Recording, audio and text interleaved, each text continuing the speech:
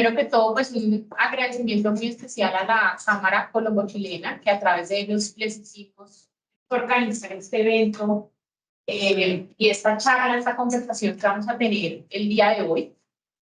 Les presento a nuestros panelistas del día, Cristina Pardo y Francisco de la Barra. Voy a leerles brevemente, pues, para que conozcan quiénes son ellos, de qué nos van a conversar y qué oportunidad nos van a presentar el día de hoy.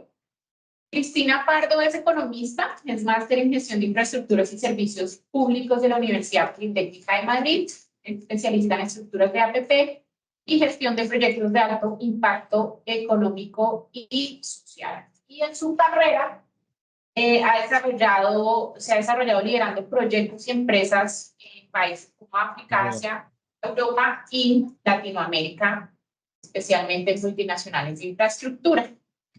Cristina nos acompaña como la líder del equipo RIQ, chilena de consultoría, que promociona pues, los proyectos en infraestructura, energía y gran minería. Entonces, Cristina, bienvenida, muchas gracias por tu participación. También nos acompaña Francisco de la Barra. Francisco es abogado con más de 20 años de experiencia, lidera el grupo de proyectos y financiamiento en Barrios y Errázuriz Abogados, y es pues, del cual es socio y miembro de su directorio. En sus áreas de práctica incluyen asesoría legal en áreas de desarrollo y financiamiento de proyectos y ha participado en operaciones de diversas industrias, las cuales incluyen, por supuesto, concesiones de carreteras, puertos, salud, proyectos de generación y transmisión de energía, etcétera. Entonces, gracias también a Francisco por acompañarnos. Vale la pena mencionarles que Gómez Pinzón y Barros Errázuriz hacen parte de una alianza latinoamericana. Estamos en los países de la Alianza del Pacífico, que se llama Afinitas, llevamos más de 20 años trabajando juntos y pues son nuestros aliados en la región y especialmente en Chile. Y también en RIQ, pues lo que les veníamos a presentar hoy, estas oportunidades, porque hay muchas ventajas de poder conocer el mercado chileno, pero a su vez tener, digamos, unos asesores que puedan desde Colombia y en Chile acompañarlos en esos proyectos de inversión que les puedan interesar a las empresas. Sin más introducciones, yo le voy a dar la palabra a Cristina para que ella comience por contarnos, por saludarnos y por contarnos pues, cómo está el ambiente de inversión de negocios en Chile, qué está pasando en Chile, cuál es ese panorama macroeconómico. Hacia adelante, Cristina. Muchas gracias un momento por acompañarnos. Muchísimas gracias, Paola, por organizarlo junto a la Cámara Colombo chilena. Es una ocasión y un momento relevante para que nos reunamos con nuestros colegas colombianos y hagamos un poquito de reflexión sobre lo que se viene en la región, el intercambio comercial entre Colombia y Chile, que creo que debemos impulsar en materia de infraestructura y en otros sectores que hoy comentaremos.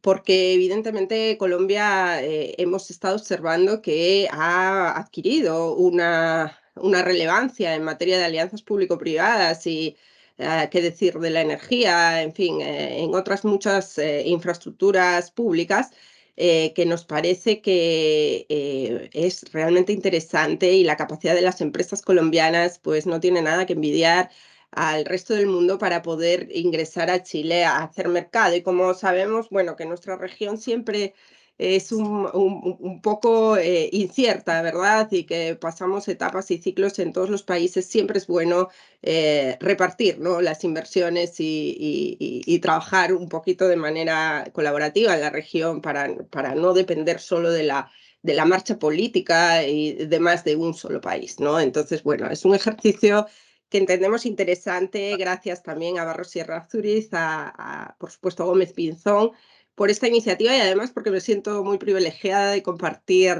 panel con dos profesionales como vosotros, tanto Francisco como Paola, que considero un referente, ¿no?, en infraestructura. Así que sin más, voy a pasar a hablar un poquito de cuál es la situación macroeconómica en Chile. Bueno, por mi acento os daréis cuenta de que no nací aquí. en Chile, pero sí llevo ya más de una década compartiendo habitación con mis hermanos chilenos, y la verdad es que es un país que es un agrado y que me ha tratado realmente bien, así que les invito a todos a empezar a trabajar con los chilenos si no lo están haciendo ya, que entiendo que muchos de nuestros colegas participantes ya están muy consolidados en este país, y en ese sentido también disculparnos si hablamos de cosas que para ellos son obvias, pero está bien hacer una recapitulación y una revisión de lo que se viene, ¿no? Así que, bueno, si pasamos a la siguiente diapositiva, bienvenidos todos, por supuesto, y bueno, hablemos un poquito del análisis macroeconómico del país, ¿no? Bueno, en términos generales, es un país que cuenta con aproximadamente 20 millones de habitantes y que ha estado liderando, ¿verdad?, en las últimas décadas el crecimiento económico y algunos aspectos relevantes, como por ejemplo el acceso a servicios básicos, la electricidad, el agua, que está prácticamente cubierto al 100%. Sin embargo, eso también supone un desafío relevante, ya que existen diferencias bastante reseñables entre el Chile urbano y el Chile rural, también entre Santiago y las regiones, que creemos que es un momento para abordar, y desde luego está toda la voluntad política para integrar a Chile de manera más efectiva y más productiva, y aumentar la competencia, sobre todo, ¿no? Y la competitividad de los mercados, las exportaciones, importaciones, etcétera.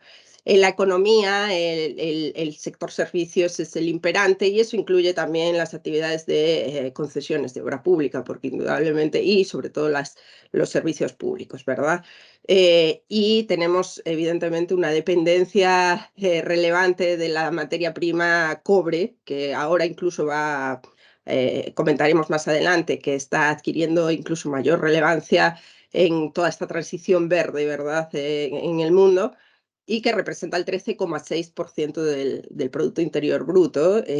Bueno, el nivel de vida, el costo de la vida es alto. La verdad es que bueno, afortunadamente también el PIB per cápita en términos generales acompaña. Como siempre digo, el gran desafío es la redistribución entre zonas, pero en general, y la mayor parte de la población viviendo en Santiago tiene un PIB per cápita pues si no es el primero, el segundo de Latinoamérica, si contamos con Panamá, que ahora mismo lidera el ranking, ¿verdad?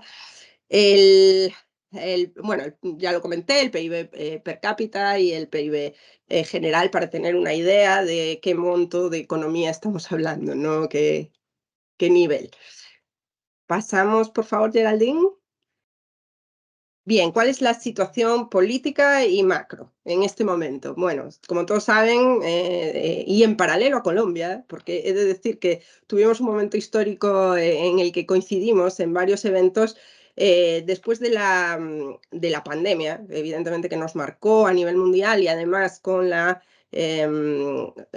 conflictos sociales que se generaron en Chile de manera muy, muy violenta.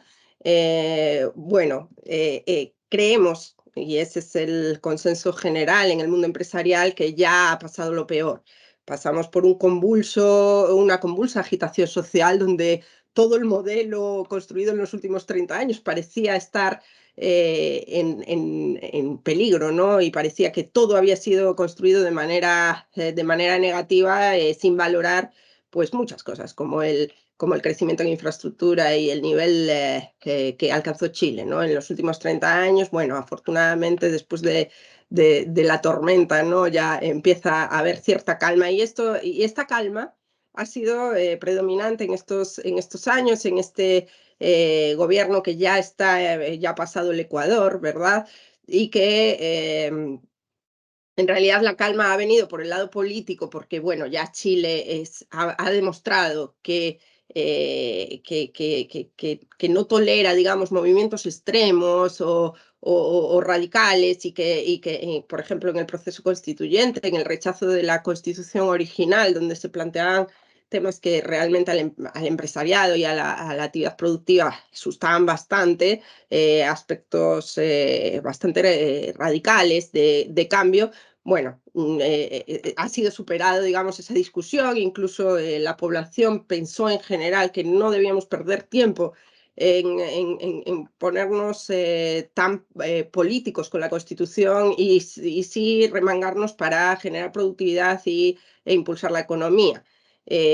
Así que, bueno, superado eso y viendo que el clima ya empieza a ser un poquito más normal, creemos que ahora es cuando hay un consenso también y una opinión conjunta de que el problema ahora o el gran desafío es la reactivación económica. Y para eso se están preparando un poco en términos institucionales, políticos y operativos en las empresas, un poco se está preparando el reimpulso.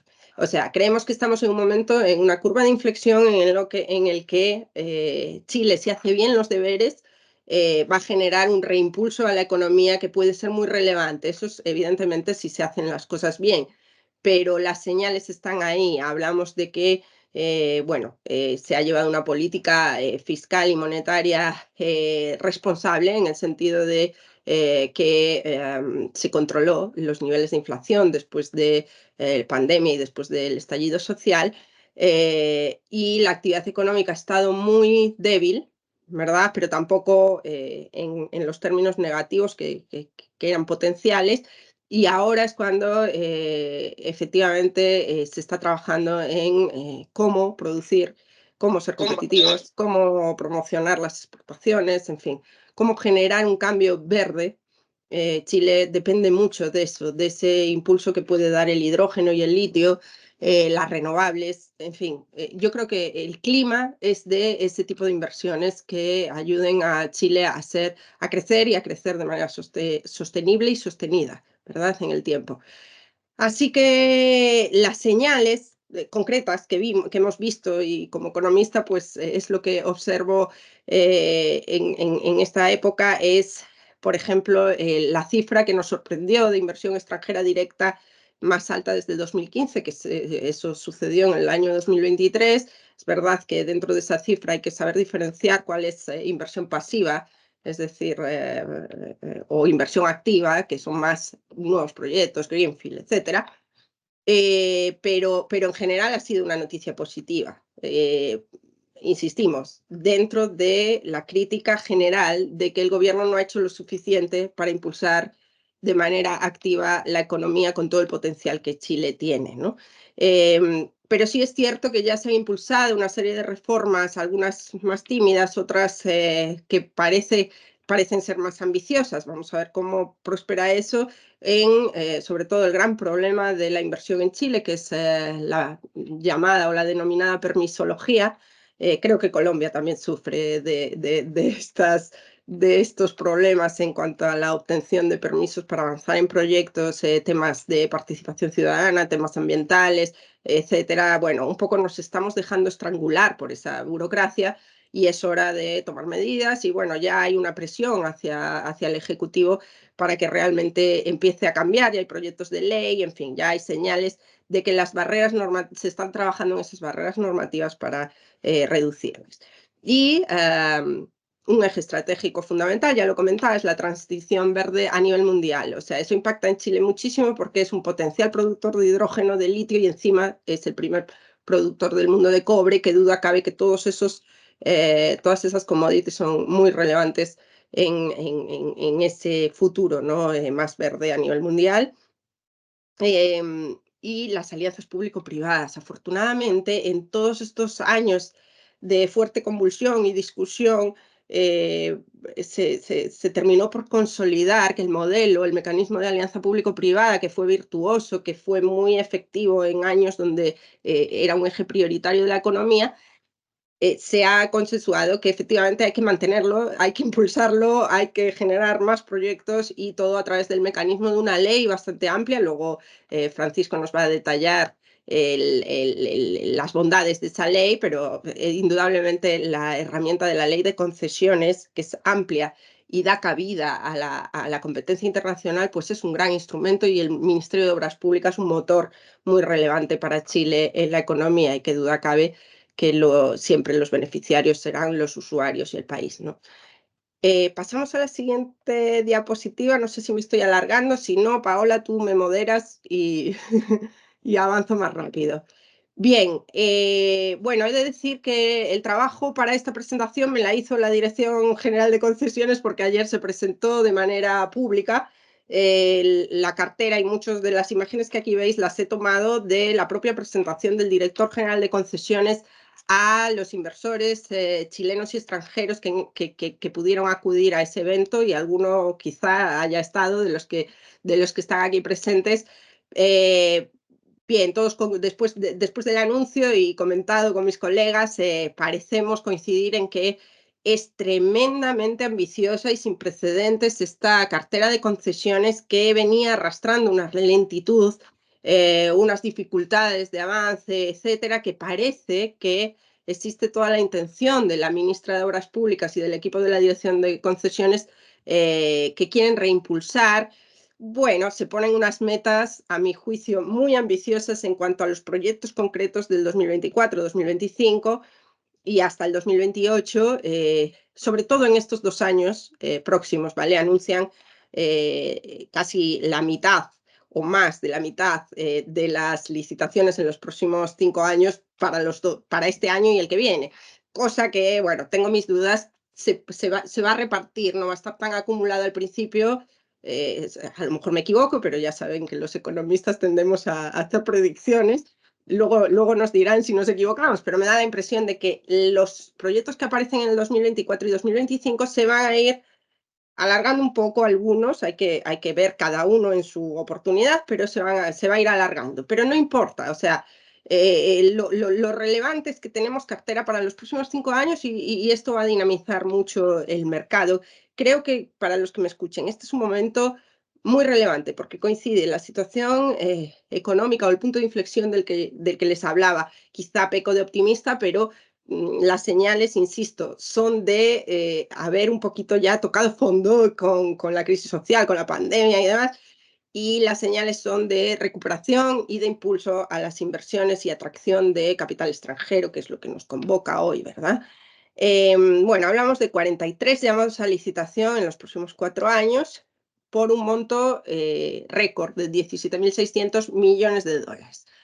Ahí, claro, vamos a pasar al siguiente. Bueno, también tengo que comentar, pero esto lo voy a dejar en un capítulo menor, perdóname, Geraldine, que la obra pública también forma parte, evidentemente, y es atractiva para aquellas empresas que generan actividad no solamente invirtiendo, sino también presentándose a licitaciones donde poder ejecutar obras bueno, o prestar ese tipo de servicios al Estado, ¿no? Ahí también hay un presupuesto ambicioso de 4.500 millones para este año, para este mismo año, en obras. Y hay que decir también una cosa: en Chile pasó que lamentablemente por distintas circunstancias, entre ellas la pandemia, el incremento de precios de materiales, etcétera, y también por pagos tardíos del Ministerio de Obras Públicas, las empresas constructoras, bueno, muchas han quebrado. O sea, un gran número, más de 600 empresas quebraron en los últimos años por un tema más coyuntural que estructural. Y eso es un drama, indudablemente, pero bueno, es lo que sucedió.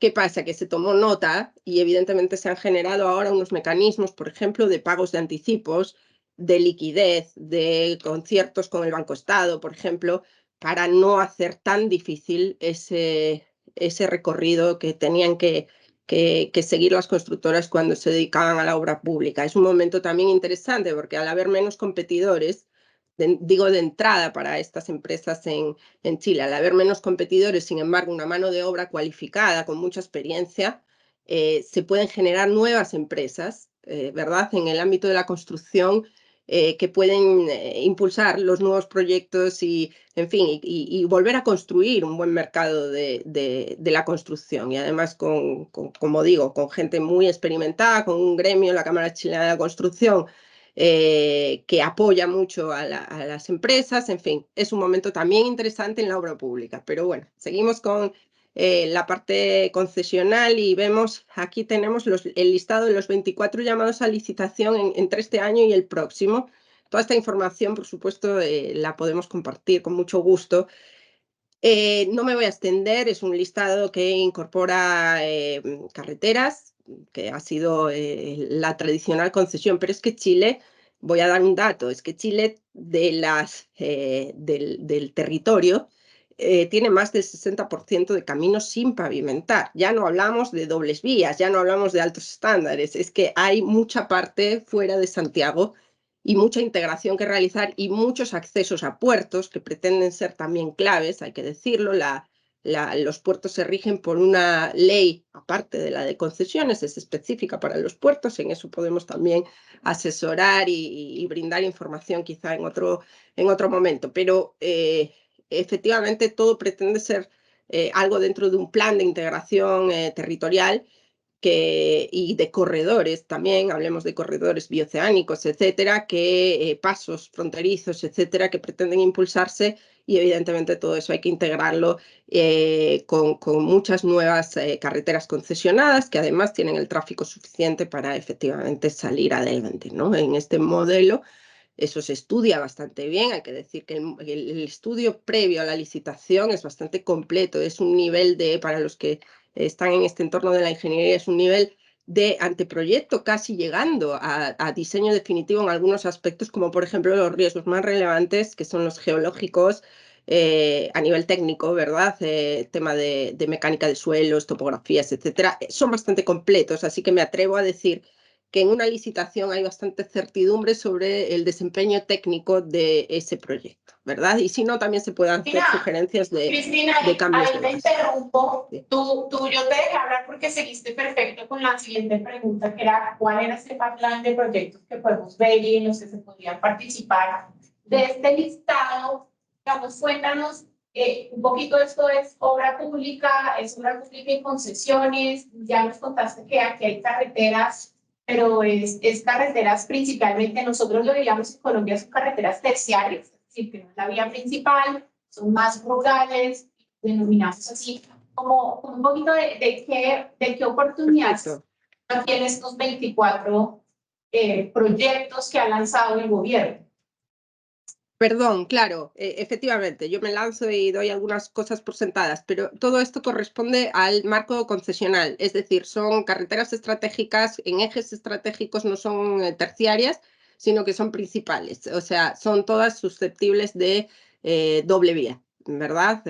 Como la conocemos tradicionalmente, con riesgo de demanda y con el riesgo de construcción asumir por el concesionario, y luego un reparto de riesgos que también Francisco nos va a comentar en las bases de licitación que conforman el contrato posterior de concesión durante 20, 30 y hasta 40 años, que es el máximo legal aquí en Chile. Entonces, definitivamente, esto es, como dije, hay un paquete de 4.500 millones de dólares este año en obra pública. Esto corresponde a inversión en concesiones, es decir, en estas licitaciones donde está abierta la participación, son licitaciones internacionales, donde generalmente hay asociaciones entre empresas, a veces un local, un internacional.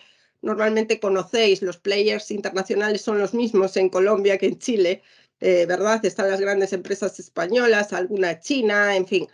Son los players naturales, pero obviamente ahora hay players colombianos y muy relevantes, además en la industria, como ISA, como, en fin, otras compañías que están pujando muy fuerte en el mercado. De hecho, se acaban de adjudicar obras muy relevantes aquí en Chile, como la Orbital Sur, por ejemplo. Entonces, y que llevan muchos años ya en este mercado. Pero hay espacio con estas empresas y otras que quieran introducirse en este mercado, y de hecho Chile necesita esa inversión de empresas de la región que facilita en muchas ocasiones el funcionamiento, ¿no? Tenemos... Ahí, perdón. Otro comentario, esto se parece cuando uno ve 24 proyectos de concesiones, es pues parecido a lo que pasó en Colombia en el 2014 cuando el gobierno lanzó las 4G, casi el mismo número de proyectos.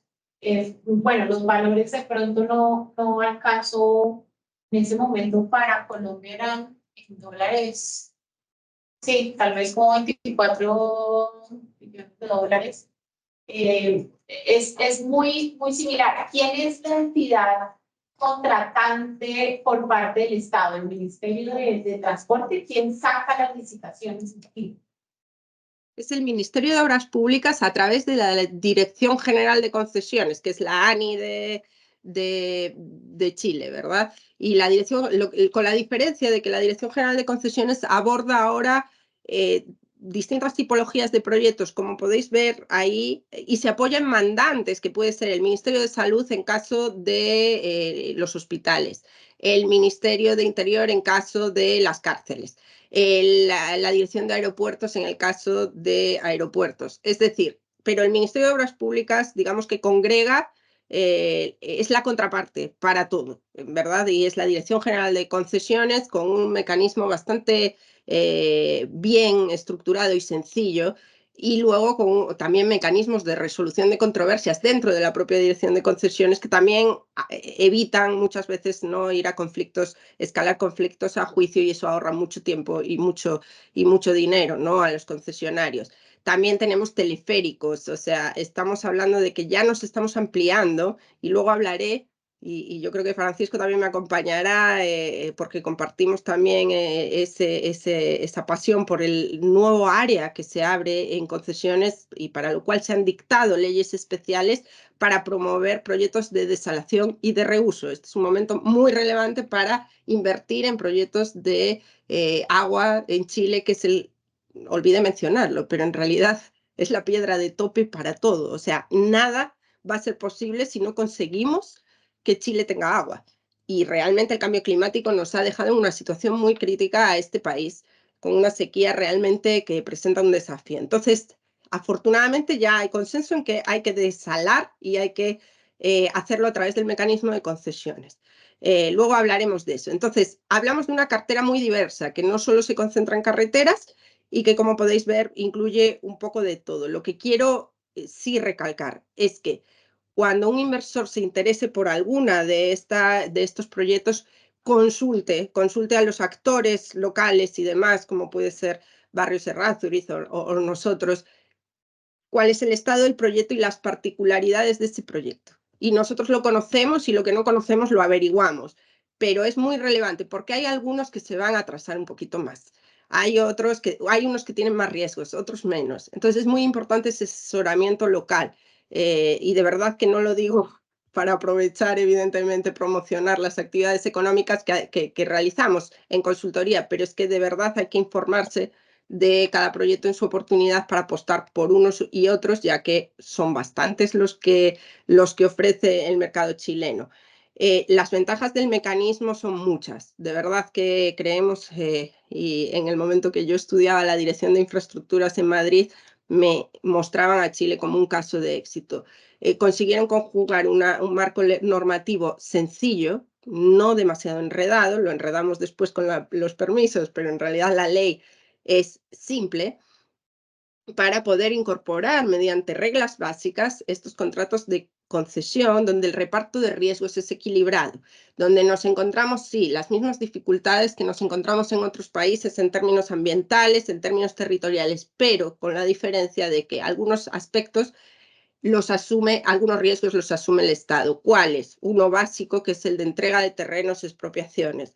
Ese costo lo asume el Estado, te da la cifra de costo de las expropiaciones, y si se pasa, ellos asumen el riesgo. Y por otro lado, tenemos una ley expropiatoria que hace que no tenga que ir el privado a negociar con cada predio, sino que primero se expropia y luego ya el propietario, si quiere, puede ir a juicio y reclamar su justo precio, ¿no? Pero en realidad el interés general prevalece sobre los intereses particulares o situaciones eso sí, se procura hacer participaciones ciudadanas tempranas, conocer el territorio, etcétera, para no llegar como un elefante a una cristalería, ¿verdad?, a expropiar los territorios. Entonces, es un sistema consolidado, ya tiene muchos años, ya venimos de la segunda ola, ¿verdad? Y evidentemente hay licitaciones que ya expiraron y ahora llegan unas nuevas, en fin, eso también ha cargado bastante el mercado con relicitaciones. Ahí hay algunos tramos que son relicitaciones de concesiones y esas tienen la ventaja de que empiezas a operar y empiezas a recibir ingresos y no tienes que esperar a que se finalice la obra, ¿verdad? Esas relicitaciones suelen despertar bastante interés. ¿Cuáles son los riesgos o los problemas? Los plazos. Últimamente, el riesgo que está asumiendo el concesionario más grande es hasta cuándo, una vez depositado el capital social de la SPV, o sea, sociedad concesionaria que se genera específicamente con esa special purpose, ¿verdad? De la concesión, bueno, cuántos años van a pasar hasta que pueda tener el permiso de obra. Y eso, ahí es donde está habiendo quizá más dificultad y donde todos trabajamos para apurar los tiempos y no tener el capital, digamos, ocioso, porque eso tiene un costo. Y los que estamos en el mundo financiero sabemos y en el mundo concesional sabemos que que el dinero cuesta, ¿verdad? Que hay un tipo de interés que aplica, ¿no? al capital. Bueno, ahí también hay que entender también las aportaciones de capital. Luego quizá Francisco nos puede comentar algo, pero hay cierta flexibilidad en aportes de capital y bueno, hay que saber manejar eso, los tiempos con la financiación y con los riesgos propios de cada proyecto. Pasamos entonces, seguimos hablando de esta cartera. Bueno, ahora mismo ya existen proyectos que están en licitación, pero de estos, algunos todavía hay tiempo para presentar oferta, es decir, y prepararla. En particular, bueno, conocemos alguna, por ejemplo, la segunda concesión de la Ruta 5, un correo bueno, es un proyecto que está licitado, pero en realidad todavía hay tiempo de ingresar, o la concesión Ruta 5, el último tramo de la Panamericana hacia el sur, en fin. Como digo, siempre después de señalar o de potencial interés se nos puede consultar y nosotros evidentemente también comentamos el estado de los proyectos. Y lo que ya adelantaba, el desafío relevante, ¿no? El agua. Incluso Bogotá tampoco está exenta, por lo visto, y Colombia en general tampoco está exenta, aunque parezca sorprendente, de los problemas del cambio climático y de asegurar el abastecimiento. Bueno, entonces, como ya conocéis, los problemas de los que puede derivar la insuficiencia en la inversión de infraestructura, bueno, pues sabemos que el desafío es el agua y que uno de los mecanismos que se van a aplicar, evidentemente, va a ser la concesión de plantas desaladoras y de plantas de reuso. Ya están algunas en cartera. Este año se pretende licitar la primera planta desaladora para una región, que es la cuarta región, la región de Coquimbo, que ofrece unas oportunidades muy interesantes. Vamos a ver cómo salen las bases de licitación, pero bueno, estamos poniendo todo el empeño para que nos escuchen las autoridades y liciten algo atractivo, y si no, pues van a tener que hacerlo, porque ya sabemos que las ofertas se presentan en función de los equilibrios de los contratos, ¿no? Entonces, bueno, yo creo que se va a trabajar de manera positiva en ello y vamos a tener la primera gran planta desaladora y de ahí estamos seguros de que vendrán muchas más, ¿no? Y todo esto también ligado a la energía, porque evidentemente cuanto más autosustentable sea la infraestructura, bueno, pues mejor cumpliremos con los objetivos que se ha propuesto Chile a 2030, ¿no? En materia de objetivos de sostenibilidad. Bueno, aquí me gusta citar a Graciela Chichilnisky, que hemos tenido la ocasión este año o el año pasado de conocer en un evento en Santiago, porque está ligada a la asociación gremial en la que pertenecemos, por cierto, Francisco y yo, que es ACADES, la Asociación Chilena de Desalación y Reuso, y que siempre comenta que para generar un cambio o un reimpulso económico, pues lo primero que hay que hacer es que ese cambio sea rentable. Bueno, pues en eso está trabajando Chile y creemos que uno de los desafíos es hacer esta provisión de agua rentable, rentable para la sociedad, rentable socialmente y rentable financieramente para las empresas que lo desarrollen. También comentar que, bueno, que desde este gremio, y así aprovecho para también darnos la publicidad, queremos colaborar con toda la región en materia de desalación y reuso. Así que ya sea a través de ACADES o a través de ALADIR, que es la asociación equivalente a nivel latinoamericano, podemos hablar de toda la experiencia de Chile. Ojo, en Chile ya existen 24 plantas desaladoras operando. Lo que pasa es que ha sido el sector minero el que ha tenido este empuje. Entonces ya hay mucha experiencia y tecnología instalada en Chile. Bien, pasamos a la siguiente lámina. Bien, entonces vamos a hablar un poquito y ya luego le doy paso a Francisco para no extenderme más de lo que debería, sobre también una oportunidad de inversión que a nuestro juicio es relevante y que evidentemente en general en Chile pertenece a un círculo bastante cerrado, de mucha tradición en la provisión de bienes y servicios para la minería. Sin embargo, creemos que ampliar un poquito el diálogo con actores que estén interesados en este mundo puede ser beneficioso para el país, ¿verdad? Y para, sobre todo, el desafío de producción, nos hemos propuesto incrementar fuertemente la producción de cobre. ¿Y por qué? Porque en los últimos 60 años se suceden, para ponerles un poco de contexto, se suceden dos episodios de superciclos del cobre, es decir, que la demanda de cobre sube pues de manera exponencial, que es la década de los 60 y entre 2003 y 2013, y se caracterizaron porque la demanda se incrementa y con ello el precio del mineral, y bueno, quizá puede ser que en los próximos, en esta denominada ola verde mundial, donde pretendemos adaptarnos, ¿verdad?, a nuevas energías y, en fin, a la sostenibilidad del planeta, bueno, es muy probable que la necesidad de este mineral impulse el precio por un periodo largo. ¿Qué significa eso? Bueno, que efectivamente se van a generar mayores inversiones, no solo en exploración, sino que también en la operación de las grandes minas en Chile, y medianas, por cierto, y son inversiones muy significativas. O sea, los que vivimos en el mundo más civil, de infraestructura civil, realmente las cifras de la minería nos sorprenden. Por ejemplo, entre 2023 y 2032 existe una cartera de inversión de 65.700 millones de dólares. Realmente son cifras pues que llaman bastante la atención, ¿verdad? Hay una característica fundamental que también venimos observando los que estudiamos estos mercados, y es que debido a ese volumen de inversiones que tienen que enfrentar, no solo para generar nueva producción, sino también para mantener la existente. Háganse una idea de que un día en que no opera una mina son cientos de millones de dólares de pérdida.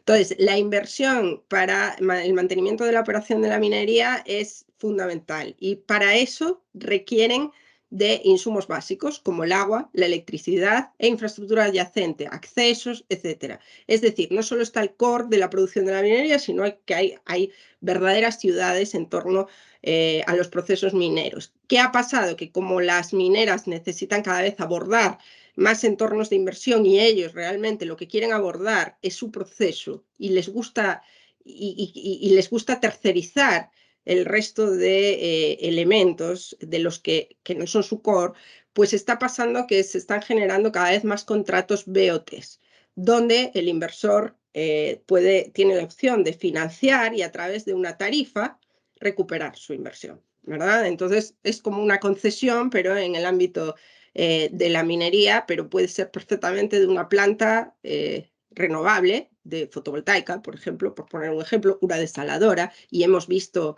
insisto, 24 desaladoras desarrolladas en la última década en Chile y operando a un nivel técnico bastante bueno, porque efectivamente lo que sí hay que garantizar es el servicio. Y ahí sí que la minera, digamos que exige todas las garantías asociadas, ¿no?, al agua o a la energía. Bien, vamos a ver si puedo pasar a la siguiente. Sí, me pasé.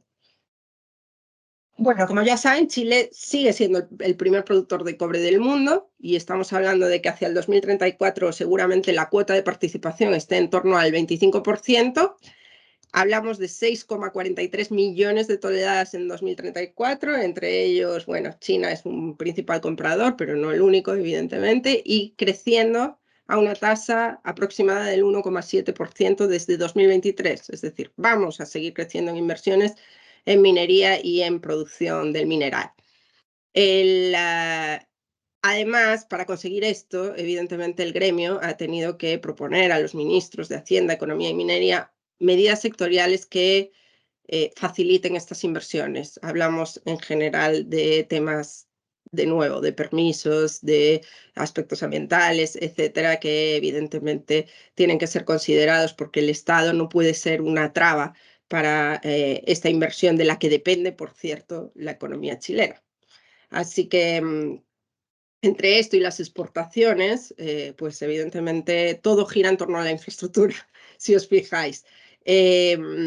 Las ventajas del mecanismo, bueno, el cliente minero es un buenísimo cliente que ofrece mucha seguridad jurídica porque es un contrato entre privados y tarifas fijas que te garantizan la proyección de la inversión y el retorno de la misma. Hay procedimientos mucho más ágiles versus el sector público.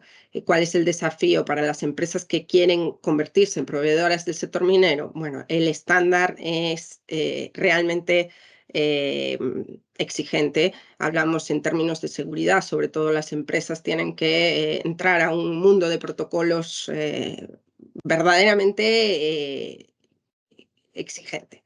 Es así, o sea, aquí se contabilizan las pérdidas de hora hombre, pues ya sea por un accidente, por una enfermedad, etcétera. Y esas pérdidas de horas pues significan un negativo en tu empresa. Entonces hay que cumplir con determinados ratios de seguridad para poder entrar o contratar con el mundo minero. Y eso los que trabajamos y dependemos de este mundo lo sabemos bien, que nunca hay que perder la tensión sobre la seguridad, ¿no? Y eso Chile lo ha hecho bastante bien, ¿no? Al exigir eso. Y evidentemente es un mundo bastante privado en donde las relaciones y la experiencia cuenta muchísimo. Y bien, un poquito ya para finalizar, no me quiero extender ya más. Aquí hablo de operadores mineros más relevantes y para que se hagan cifras, idea de las cifras de inversión que están manejando, pues BHP está pensando en invertir para su año fiscal 2024, esto es en todo el mundo, no solo en Chile, pero obviamente sus operaciones relevantes también están en Chile. Hablamos de 10.000 millones de dólares, en fin, está incrementando casi al doble el gasto. Evidentemente en BHP, para Escondida, Spence y Cerro Colorado, que son sus operaciones más importantes, pues también existe un programa de inversiones. Anglo American, también hablamos de CAPEX de 5.700 millones, Glencore 5.700, Codelco. Codelco es una minera estatal, tiene sus propias normas y funcionamiento, pero opera casi como una empresa privada y el gasto de Codelco pues también va a ser muy relevante. De manera que existen las oportunidades, hay que saber evidentemente cómo llegar a ellas. Nosotros contamos con bases de datos e información sobre los proyectos, así que bueno, estamos a su disposición para informar y asesorar en todo lo que entiendan necesario. Cristina, muchas gracias. Yo creo que Paola. muy interesante, muchas oportunidades pues de entrar a ese mercado que todos conocemos y que ha sido ejemplo para Colombia, sobre todo en los temas de concesiones, pero también los temas mineros resultan relevantes. Voy a pasar entonces rápidamente con Francisco. Francisco, tú nos vas a comentar, hemos consideraciones legales claves para entrar a ese mercado chileno por parte de empresas colombianas, pero también vamos a conversar sobre la pregunta puntual que nos hacían de cuáles son las oportunidades en materia de energía. Entonces, no sé por cuál quieres empezar, pero adelante tienes la palabra. Sí, no sé, ¿me confirman si ven bien la pantalla? Sí, la estamos viendo, no es nueva presentación, pero la vemos. Vale. Oye, mira, un par de, son las líneas generales, temas que pretendo un poco desarrollar en la presentación, desde el punto de vista más bien prisma un poco legal por formación profesional, pero indudablemente con otra visión también desde el punto de vista del desarrollo de oportunidades de negocio en estas, podemos decir, cuatro industrias que llamo industrias de las infraestructuras, ¿ok? Acá hay temas en generales respecto a lo que es las ventajas de invertir en Chile para un inversionista internacional. Creo que hay muchas empresas colombianas que lo han vivido en carne propia. Conceptualmente, quizás siempre lo que se vivió por sentado en Chile era el reconocimiento a la inversión extranjera como una herramienta adecuada para el desarrollo del país, y el trato igualitario al inversionista, tanto chileno como extranjero, en el desarrollo de las actividades económicas. O sea, no hay barreras de entrada, no hay tratos discriminatorios. Y para que todo eso realmente funcione, tú lo que necesitas es un marco regulatorio estable, que es donde probablemente hemos tenido problemas en Chile, a la larga, no porque se haya modificado el marco regulatorio, porque a la larga, a partir de la Constitución hacia abajo, no ha habido modificaciones sustantivas en el marco regulatorio, pero sí por la percepción generalizada de eventualmente querer modificar ese marco regulatorio, querer cambiar las reglas del juego, y eso es probablemente lo que generó un proceso, como yo llamo, de congelamiento en el desarrollo de actividades económicas, que, como decía Cristina antes, yo creo que estamos en un proceso de descongelamiento, y precisamente un proceso que, mirado desde el punto de vista del inversionista extranjero, creo que es muy atractivo porque el próximo año tenemos un año de elecciones en Chile. El tema del crecimiento va a ser probablemente, dentro de los tres temas más relevantes en la discusión política. De hecho, dando paso a temas que históricamente estuvieron en discusión. Probablemente hoy día tema de seguridad y tema de crecimiento son los dos temas más críticos para la población, y eso va a obligar a los candidatos a poner precisamente foco en estos temas, con lo cual, para un inversionista que eventualmente está pensando en una ventana de 5, 8, 10, 15 años, creo que este momento es un momento extremadamente bueno para efectos de eventualmente empezar a analizar estas oportunidades de inversión. ¿Ok? Voy a partir con lo que es el mercado eléctrico, dentro de las industrias de infraestructura. ¿Ya? No sé si todos están familiarizados, pero en Chile tenemos tres segmentos en materia eléctrica: generación, transmisión y distribución, y cada uno tiene un tratamiento regulatorio diferente. ¿Ya? Lo que se comercializa, dependiendo del segmento que estemos hablando, puede ser o bien energía o bien capacidad, atributos de energías renovables no convencionales, certificados renovables y servicios complementarios. Los otros dos servicios fundamentales que se miran más bien como servicio es el transporte y la distribución de energía. ¿Ok? Lo conceptualmente interesante es que, todo el sistema eléctrico en Chile está diseñado para que la inversión y la operación de la infraestructura esté controlada por privados, no por el Estado, y lo que se promueve con ello es eficiencia económica y que haya nuevas tecnologías vía mercados competitivos en los distintos segmentos. El rol del Estado en eso es fundamentalmente regular, controlar y planificar. ¿Ya? Y eso es un elemento bien interesante del mercado eléctrico chileno, que es básicamente un segmento, podríamos decir, un mercado 100% privado. ¿Ya? En ese segmento, el primer segmento, el segmento de la generación, donde probablemente hoy día es uno de los segmentos desde el punto de vista de desarrollo de proyectos más activos, fundamentalmente por el desarrollo de proyectos de energía renovable. ¿Ya? Lo que me refería que en materia de segmentos de generación, a diferencia de lo que es la distribución y el transporte, o sea, básicamente la generación es hoy en día uno de los segmentos más activos de la industria nacional, fundamentalmente por el desarrollo de lo que llamamos las energías renovables no convencionales. ¿Ya? Y ese segmento de generación es básicamente un segmento claramente extremadamente competitivo, donde no hay barreras de entrada y tampoco se requiere de permisos especiales, básicamente una autorización o una concesión, para efectos de poder entrar al desarrollo de una empresa de generación eléctrica, ¿ya? El sistema eléctrico en Chile se organiza a través de lo que llamamos como agrupaciones de instalaciones estructuradas geográficamente, esto un poquito por la composición u formación geográfica de nuestro país, y el sistema, cada uno de esas agrupaciones se llaman sistemas eléctricos. El más grande es el sistema eléctrico nacional, que básicamente abarca el 80%, 90% de la zona centro-norte del país, más básicamente 3.100 kilómetros, y abarca casi la totalidad de nuestro territorio.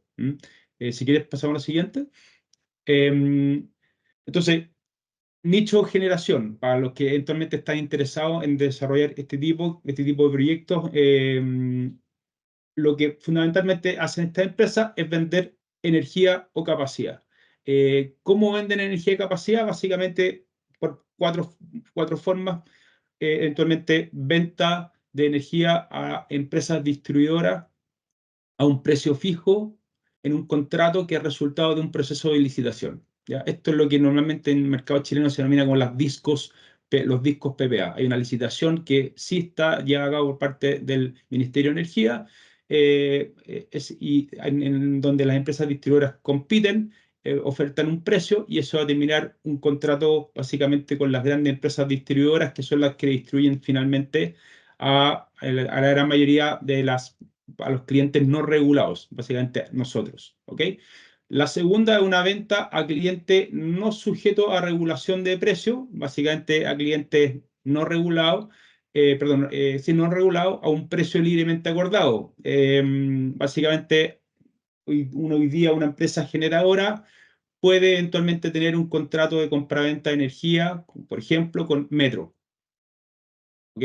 Por la cantidad de energía que Metro requiere, y esa es un contrato lo que llaman un contrato de compraventa de energía libremente acordado entre Metro y esa empresa generadora, o empresas mineras, que probablemente en Chile son en su conjunto los grandes consumidores de energía. Ventas que también se realicen dentro de lo que llamamos el mercado spot, ventas entre empresas de energía a un precio libremente acordados por ella. No hay restricción en Chile a que empresas de generadoras se vendan energía entre ellas. Y la última modalidad de venta es o venta de energía y venta de capacidad en el mercado spot. Esto en realidad ya entramos en la mecánica del sistema tarifario del mercado spot, que probablemente nos podría dar para una charla completa, pero donde básicamente acá se integran todos los eventuales agentes generadores y consumidores, y se van determinando mecanismos de transferencia de precio, tanto en lo que se refiere a energía y capacidad. ¿Ok? Si quiere pasar al siguiente. En lo que se refiere al sistema de transmisión, es totalmente distinto a lo que es generación. Acá ya estamos frente a un segmento regulado y que se percibe desde el punto de vista regulatorio como un servicio. Y como un servicio tiene precios fijados administrativamente en función de un régimen que legalmente está determinado bajo un principio costo eficiente, ¿ya? Esto normalmente implica licitaciones públicas. Y los procedimientos, de hecho, que se establecen para el pago de esas instalaciones de transmisión están regulados por la ley eléctrica, y lo que se busca básicamente es que se compense a quien provee la infraestructura, que cubra los costos de capital, cubra sus costos operacionales, y lógicamente haya una rentabilidad que tiene un límite definido por ley como la rentabilidad adicional respecto del potencial dueño de la infraestructura, ¿ya?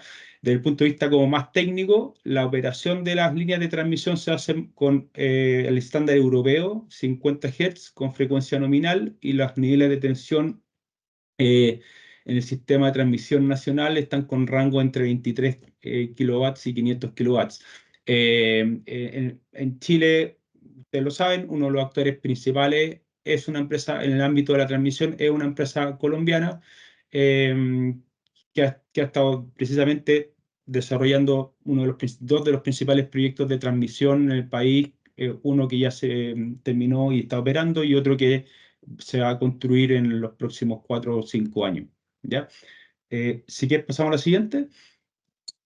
El tercer segmento es distribución, es decir, básicamente estamos llegando a la última eslabón, en donde aquí lo que el sistema prevé es el otorgamiento de un monopolio o una empresa el que se encarga de la distribución de la energía a los clientes finales. Esto es como siendo una empresa monopolista, se estructura bajo la forma jurídica de una empresa concesionaria. Se entiende que es prestadora de servicio y se paga de acuerdo a un régimen tarifario que está determinado precisamente también por una base de licitación, que conceptualmente también lo que se busca es cubrir el costo, compensar el costo de capital, el costo de operación y una rentabilidad máxima que está regulada por parte de la ley, ¿ya?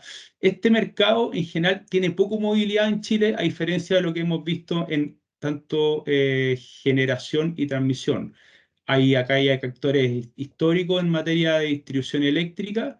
Lo que uno suele ver, más que nuevas empresas de distribución, es cambios de control respecto de las empresas actualmente distribuidoras, ¿ya? Estos generalmente son procesos licitatorios competitivos y en general cuesta competir con la empresa que es titular de la actual concesión, tiene normalmente ciertas ventajas comparativas respecto a licitantes nuevos. Si quieres pasamos al siguiente. Ya, esto es importante para efectos de un inversionista extranjero que eventualmente quiere participar en distintos segmentos. O sea, siempre se pregunta, ¿puedo ser generador, transmisor y eventualmente distribuidor? Esto eventualmente en algún momento existió en Chile. En lo que hoy día es Enel, antes Endesa, era una empresa que generaba, transmitía y distribuía. Estaba en toda la cadena y eso básicamente atentaba o se consideró como un fallo importante en materia de libre competencia y esto motivó modificaciones en la ley eléctrica que lo que buscaba es eventualmente descentralizar la industria de manera vertical, facilitando básicamente acceso a las líneas de transmisión y a la inversión en las plantas generadoras, ¿ya? Entonces, para eso se establecieron ciertas limitaciones para poder participar en más de un segmento, y la forma que se hizo, un poquito curiosa, se atacó básicamente a las empresas de transmisión. Es decir, una empresa propietaria de instalaciones de transmisión no puede dedicarse por sí misma o a través de alguna sociedad filial a ningún tipo de operación de generación o distribución, ¿ya? Básicamente, por ponerle un nombre, un ISA, teóricamente, no puede dedicarse al giro de generación o distribución eléctrica en Chile. Lo que es extraño es que cuando hablamos de una empresa generadora o distribuidora, la restricción no es idéntica.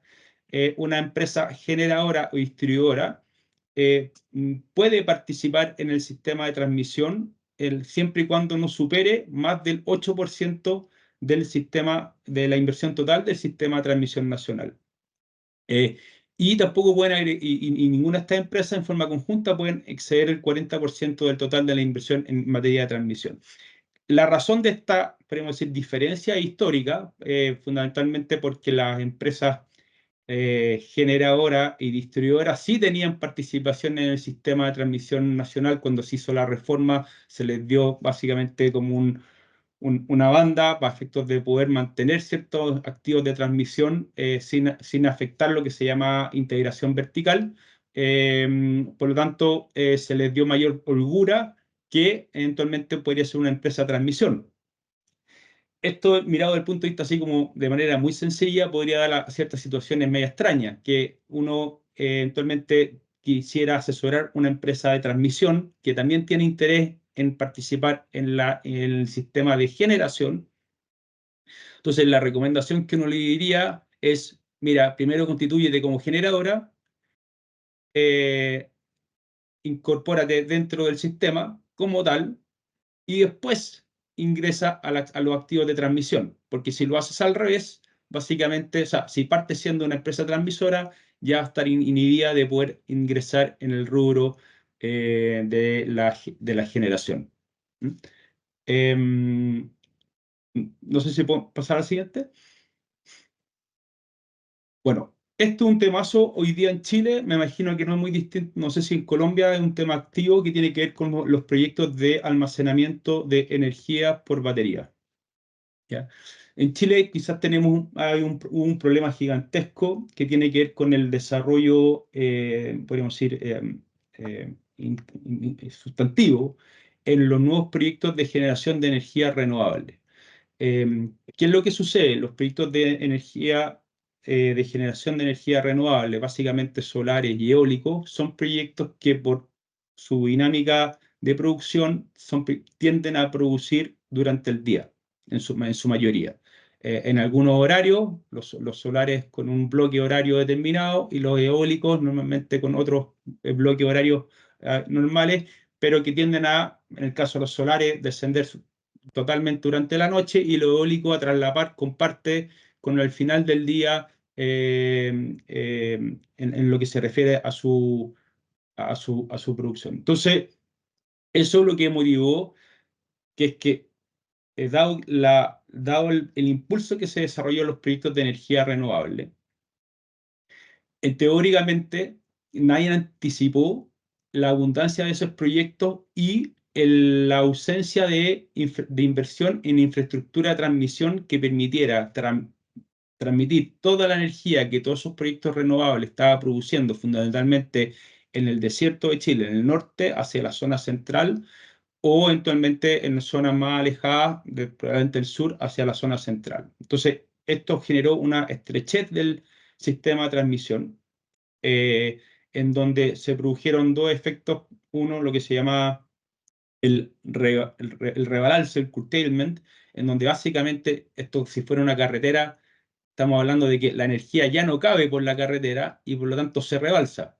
O sea, las líneas de transmisión se están rebalsando, y de hecho, por ejemplo, este año, este aumento en el rebalse es de alguna manera bien dramático.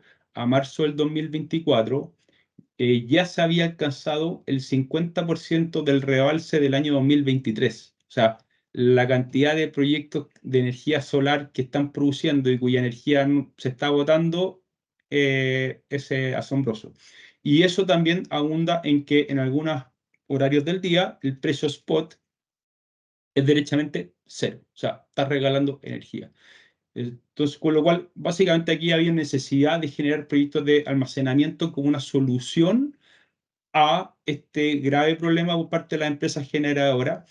También va en línea con, de alguna manera, un concepto filosófico, que es que todo el sistema está promoviendo el desarrollo de proyectos de energías renovables, pero por otro lado, a la larga nadie está pagando por ese desarrollo. Más bien, las empresas de energías renovables han estado en enormes dificultades financieras, en parte por este problema. Y la solución a largo plazo es desarrollo adecuado de proyectos de transmisión, que son los que se están desarrollando, pero que toman tiempo en su ejecución, y por lo tanto el almacenamiento vía batería se ha constituido como una herramienta temporal que permita solucionar adecuadamente este problema de falta de transmisión. ¿Ok? ¿Qué es lo que vemos hoy día en materia de batería? Y esto está bastante incipiente. Probablemente, yo no sé si la realidad en Colombia es similar a la chilena. Sé que me consta que es muy similar a lo que está pasando en algunas zonas en Estados Unidos. No sé si podemos pasar a la siguiente, que hay una como explicación de cuáles son cómo se están implementando estos proyectos de almacenamiento de energía. Hay básicamente hay tres tipos de implementación de almacenamiento de energía. Dos son a través de lo que llamamos iniciativas privadas y uno a través de iniciativas públicas. Algunas están más desarrolladas que otras. Cuando digo desarrollar, es algo que se está desarrollando básicamente en los últimos 2 años. No tiene más historia que eso. En lo que se refiere, por ejemplo, a iniciativas privadas, hay como dos subcategorías de sistema. Uno que se llama el almacenamiento standalone, o sea, básicamente alguien que no tiene lo único que provee al sistema es almacenamiento, sin ningún proyecto vinculado a esa batería. o lo que se llama un proyecto BP más BESS. BESS es la batería. BP se refiere básicamente a una infraestructura de generación renovable más batería, que es lo que estamos viendo con mayor frecuencia en Chile, donde un generador eléctrico incorpora como parte de su proyecto original un sistema de almacenamiento vía batería. ¿Por qué se está desarrollando fundamentalmente esta categoría? Porque desde el punto de vista de permisología, la incorporación de una batería dentro de un proyecto existente es mucho más expedito que si tú lo desarrollas de manera independiente, de manera lo que llaman el standalone. ¿Por qué? Porque desde el punto de vista de accesos de uso terreno, permisos, principalmente el permiso ambiental, y incluso integración o beneficios desde el punto de vista económico-financiero, pareciera ser como una alternativa inmediata, principalmente para todos estos proyectos de energías renovables que lamentablemente hoy día están siendo deficitarios no en su generación, sino deficitarios en su incapacidad de poder vender esa energía o de ser retribuido adecuadamente en el precio de esa energía. Y en forma paralela está lo que se llama la iniciativa pública, que es algo que hoy día está en desarrollo, que lo que se busca es integrar el sistema de almacenamiento vía baterías como parte del sistema de transmisión, ¿ya? Y eso va a ser materia de objeto de licitación pública, en donde probablemente van a tener que determinar los mecanismos de compensación derivados de los costos que tiene la infraestructura de baterías como parte de la infraestructura de transmisión. ¿Ok? Eso es lo que se refiere a energía. No sé si podemos pasar a la siguiente. Ya. Segundo ámbito de infraestructura relevante en Chile, también vinculado al subnicho de la energía, esto quizá un poco más ampliado porque no abarca solamente energía, es lo que hoy día está hablando del hidrógeno verde. ¿Por qué se ha desarrollado de manera de manera bastante acelerada el proyecto de hidrógeno verde en Chile? Fundamentalmente por ventajas comparativas. En Chile tiene condiciones excepcionales para la generación de energía renovable, principalmente la solar y la eólica, que son fundamentales para la producción de hidrógeno. En el desierto tenemos zonas con una de las mayores radiaciones solares del mundo, mientras que en la Patagonia hay zonas con enorme cantidad de vientos que son estables y fuertes, que promueven mucho el desarrollo de proyectos eólicos. ¿Ok? Y eso ha motivado, estas condiciones de alguna manera permiten obtener ese hidrógeno verde a un bajo costo comparativamente con otras fuentes posibles de producción, y a su vez desde el punto de vista sin impactos ambientales, o por eso se le llama hidrógeno verde. Y por eso el gobierno de Chile ha estado promoviendo el desarrollo de hidrógeno verde como parte de lo que se denomina la Estrategia Nacional de Descarbonización, y lo que busca es instalarse como uno de los principales exportadores mundiales de hidrógeno verde, ¿ya? Para desarrollar todos estos proyectos de hidrógeno verde, y aquí no hay que espantarse porque eventualmente una empresa colombiana no necesariamente experta en producción de hidrógeno verde, van a ser necesarias una serie de infraestructuras, ya en lo que se refiere al proyecto mismo de hidrógeno verde, o de infraestructuras anexas a los proyectos de hidrógeno verde, y eso va a requerir de inversiones sustantivas en distintos ámbitos. Fundamentalmente estoy pensando aspectos logísticos, aeropuertos, puertos, carreteras, líneas de generación eléctrica, líneas de transmisión. O sea, hay un nicho de negocio muy relevante que no tiene que ver necesariamente con el proyecto mismo de hidrógeno verde, ¿ya? De hecho, no sé si quieren pasar a la siguiente. Hace pocos días, gobierno de Chile, esto es un pantallazo de lo que el gobierno de Chile presentó como el plan de acción en hidrógeno verde con incentivos económicos y financieros. El gobierno de Chile elaboró un comité de desarrollo, desarrollo de hidrógeno verde. Participa la empresa pública, la empresa privada. Aquí es un buen caso de una correcta asociación pública-privada. Y se elaboraron aquí 81 acciones concretas con un plan de acción y con un calendario muy definido respecto de qué acciones tenían que implementarse en forma específica para el desarrollo de la industria del hidrógeno verde. Acá les saqué un pantallazo respecto de algunas, por ejemplo, hablando de las 11 a la 20, de las acciones específicas que el gobierno quiere promover. Lógicamente, cada color implicaba un agente, un plazo y una medida concreta. De hecho, si pasamos a la página siguiente, queda complementario de esto. Por ejemplo, dice aquí el hito de cada una de las acciones que se quieren desarrollar por parte de la acción que forma parte del plan de acción concreto. O sea, esto, lógicamente, que es un tema muy atractivo desde el punto de vista de inversionistas, dado los montos de inversión involucrada. Sí, tengo que darle un sentido de realidad en términos de que hoy día los proyectos de hidrógeno verde tienden a ser proyectos de escala muy menor. Estamos desde el punto de vista de desarrollo, de ingeniería y de proyectos reales en lo que se llama periodos de prueba. Los proyectos que se están construyendo son proyectos que están testeando para ver cómo están funcionando los mismos.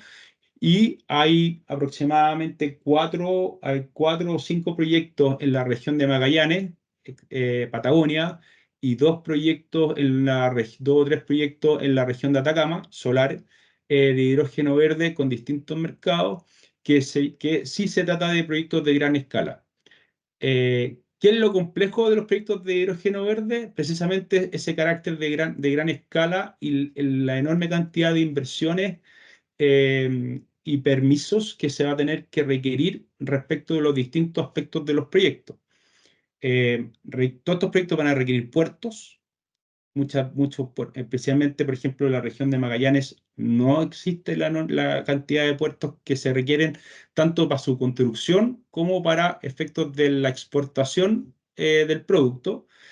Se van a requerir caminos, se van a requerir logística, se va a requerir, después va a requerir construir el proyecto mismo. Normalmente aquí está hablando de plantas de generación de energía renovable que son de gran escala. Normalmente estamos hablando de proyectos de 2 billones de dólares en tamaño, son proyectos inmensos.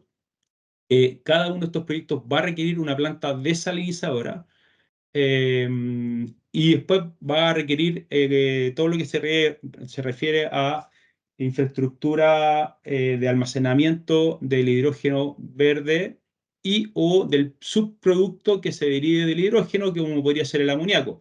Entonces, hay unos componentes de seguridad importantes en lo que se refiere a la cantidad de infraestructuras necesarias para el desarrollo de estos proyectos, y lo cual lo hace efectivamente complejo y probablemente uno de los hitos relevantes para el país para eventualmente poder posicionarse como uno de los líderes en el desarrollo de esta industria en los próximos 10, 15, 20 años. Francisco, muchas gracias.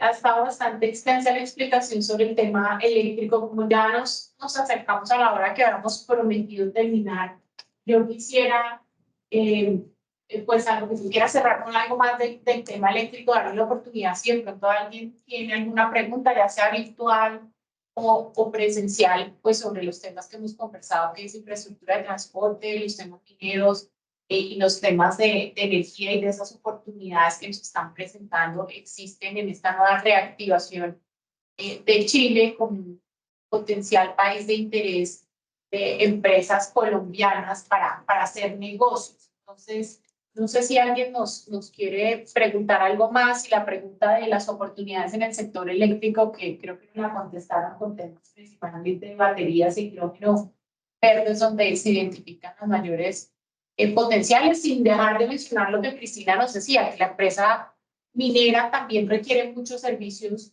privados que pueden ser prestados, obviamente si se cumplen con esos altos niveles de calidad que les mencionaba, ellos nos van a exigir, porque es un sector muy, muy exigente, que son privados, tienen la ventaja que no es de pronto lo público, pero pues por el respeto del tiempo de todos, vuelvo y pregunto si alguien quisiera preguntar algo adicional.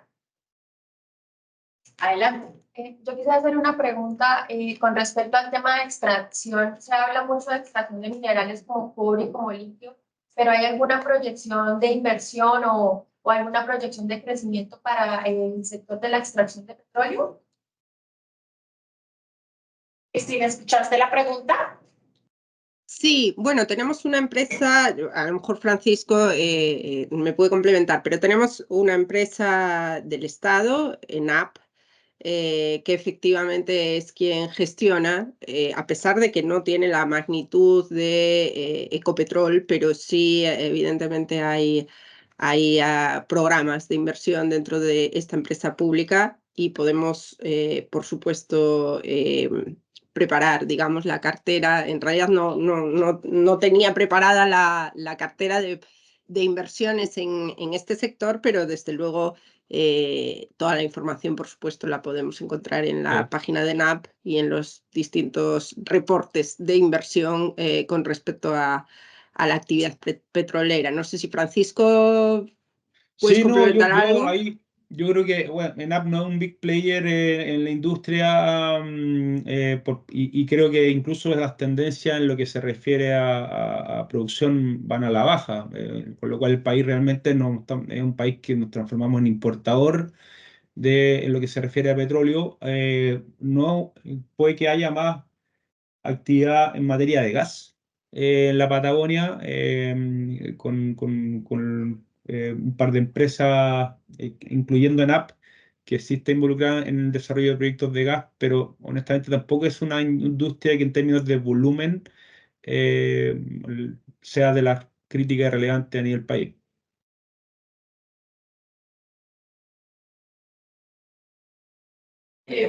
Una pregunta, creo que fue Cristina que mencionó la posibilidad de discutir un proyecto de ley para facilitar un poco la ejecución de proyectos en el tema de permisos, que claramente es un pollo botella, no solamente en Chile, en la región.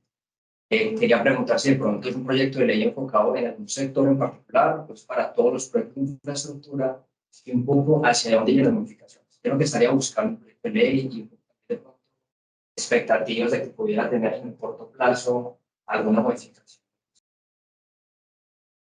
Mira, el proyecto de ley se está focalizando, se está tratando de atacar de distintos frentes, ¿ya? Uno es, podríamos decir, uno es atacar el frente del principal permiso, que es el permiso ambiental, ¿ya?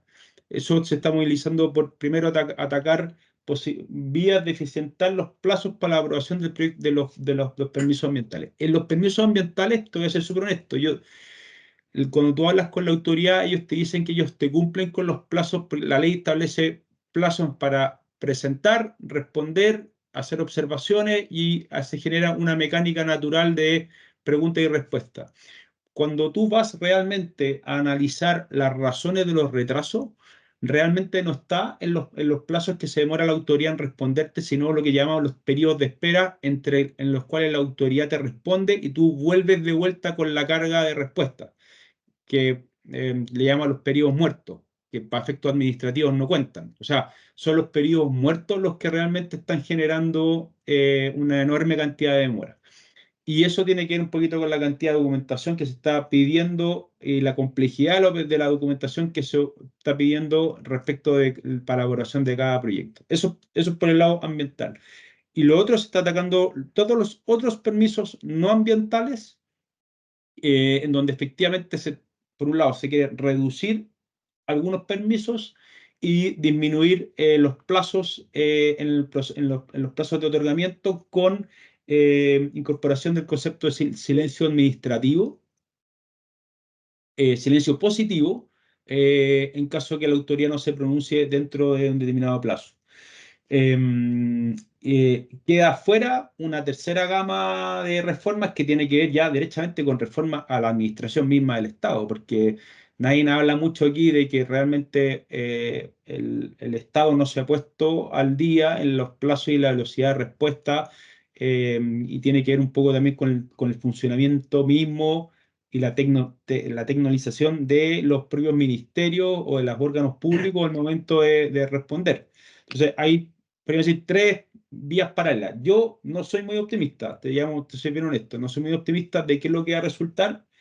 Yo apuesto a que, como este tema se puso tan en boga, yo apuesto que hoy día, que yo apuesto que vamos a hacer una reforma un poquito de poco impacto, pero en donde afortunadamente el tema va a quedar en la opinión pública, y probablemente aprovechando lo que viene el periodo electoral, que es donde todos ofrecen algo, apuesto que van a venir reformas más sustantivas. Yo creo que se requiere, acá no hay que ser muy cauto, y no digo cauto en términos de eliminar adecuadamente los procedimientos de control, y eso yo creo que hay que ser muy estricto en eso, pero sí hay que ser un poco, yo creo, más agresivo en implementar modificaciones más sustantivas a la mecánica de permiso. Hay varios que estamos mirando, por ejemplo, la experiencia que se hizo en Texas, que vio este tema como un temazo a nivel de la política de permisología en Estados Unidos, y no veo por qué no podemos optar por una mecánica un poquito más agresiva como la que hicieron ellos. Sí, si me permitís complementar, en el sistema de concesiones en particular, además, hay ciertas herramientas o cláusulas de salida que pueden combatir, digamos, estos atrasos atribuibles a la administración. Eso no erradica el problema de los plazos, pero sí, evidentemente, supone un alivio para los inversores y concesionarios. Por ejemplo, pues la obtención de los terrenos o del permiso ambiental, etcétera. Bueno, ya ahí el Estado se hace cargo de que él también es responsable de obtener esos permisos. Entonces ahí puede haber cierto alivio, pero efectivamente, como dice Francisco, el desafío es gigante en términos de permisos, y por ahora las medidas que se han adoptado, que he copiado ahí en el chat un poco en qué consisten esos proyectos de ley, que tienen que ver con el sistema de permisos inteligentes, que eso es lo que ha promovido el gobierno. Yo creo que en general son tímidos, que efectivamente se requiere una reforma mucho más profunda, pero lo bueno es que ya hay una conciencia general de ello, y es un momento ideal ahora para prepararse para cuando estos cambios sean efectivos de manera más contundente. Entonces, yo creo que para los inversores es un momento ideal para estudiar la inversión en Chile, y prepararse para que en un par de años todas estas cosas se destraben y la inversión sea mucho más fluida. Gracias. Tengo una pregunta para Cristina y Francisco, que están y pues tienen allá ya años de experiencia en Chile. ¿Cuáles son, o desde su punto de vista, para el sector, digamos, a los sectores públicos y privados, las principales barreras que tienen las empresas colombianas de llegar a prestar pues, servicios en Chile? Francisco, bueno, quizá empezando yo, siendo un poco mal educada, pero perdóname, Francisco. Yo creo que no existen barreras visibles, pero sí hay ciertas barreras de cristal que tienen que ver con la curva de aprendizaje del sistema chileno. Creo que en términos de capacidad, de preparación, de conocimiento del sector, etcétera, no hay barreras, porque las empresas colombianas han demostrado ser efectivas incluso en entornos mucho más complejos que el de Chile.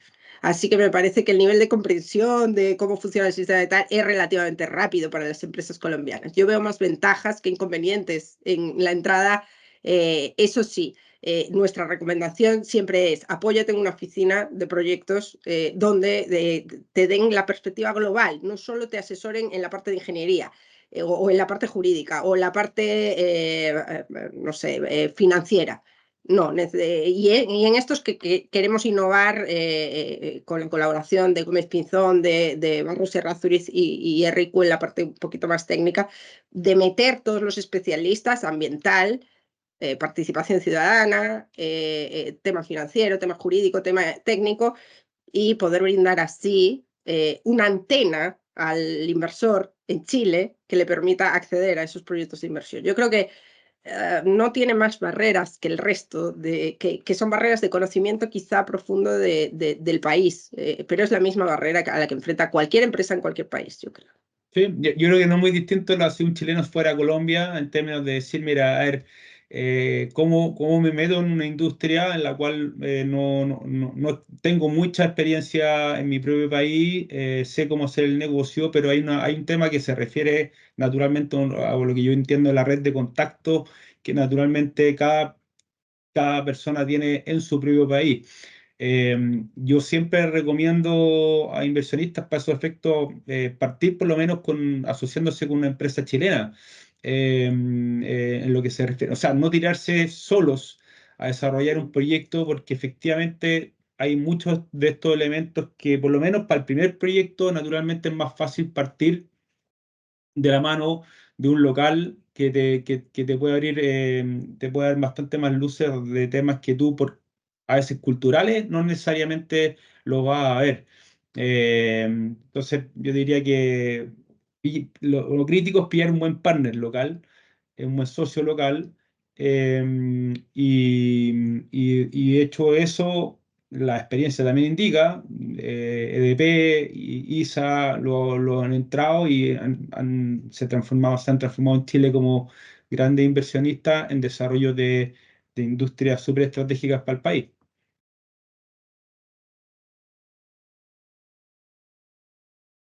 ¿Alguna otra pregunta? Para participar en los procesos de licitaciones internacionales, las empresas colombianas tenemos que hacer algún registro especial en Chile o se puede como hacer alguna figura como de apoderado, por ejemplo, con una oficina de abogados o algo así.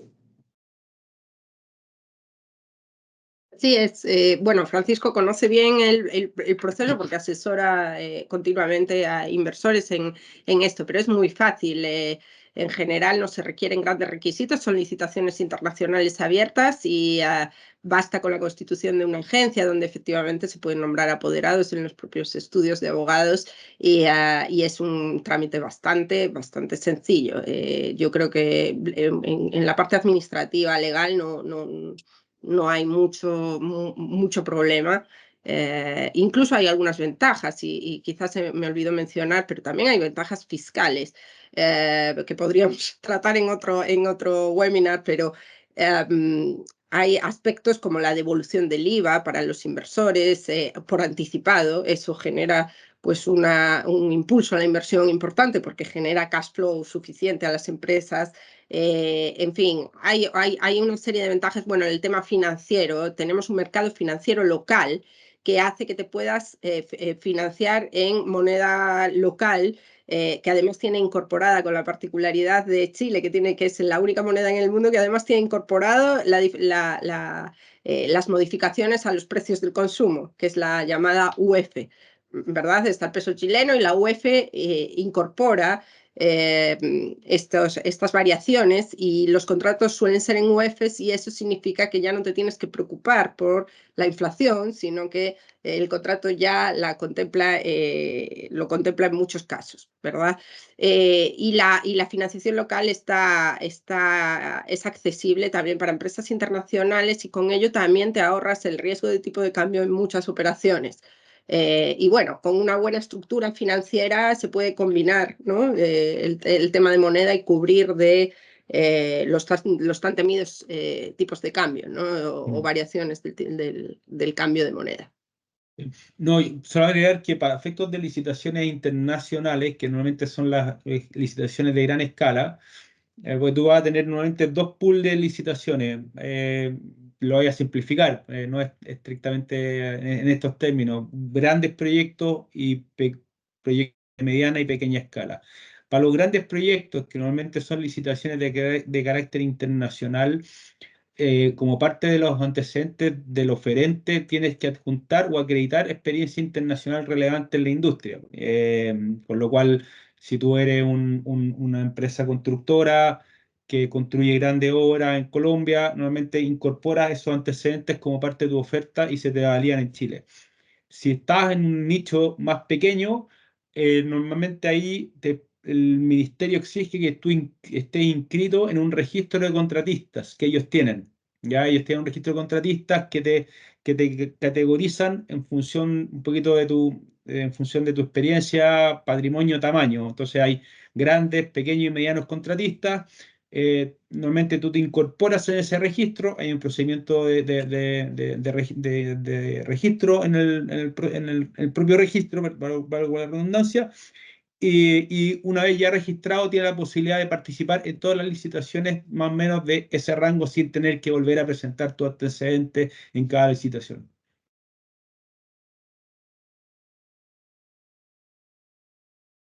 ¿Alguna otra pregunta?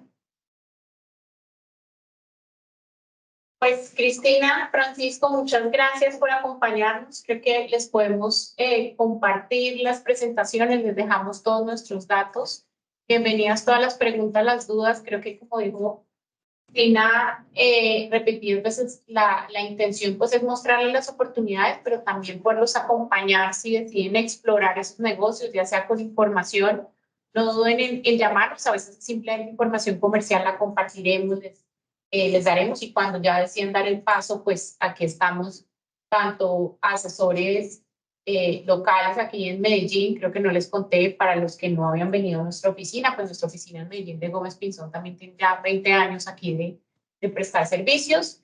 Por supuesto tenemos oficina en Bogotá y ya les dije, trabajamos de la mano en la Alianza Afinitas con Barros Erázuri en Chile, México y Perú.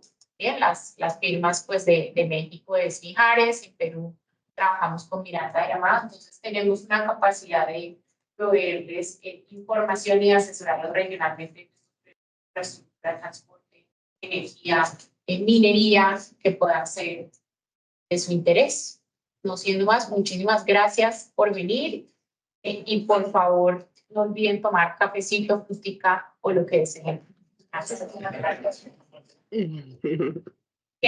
Gracias, Paola. Que tengáis muy buen día. Muchas Gracias a todos. gracias. Muy buen día a todos.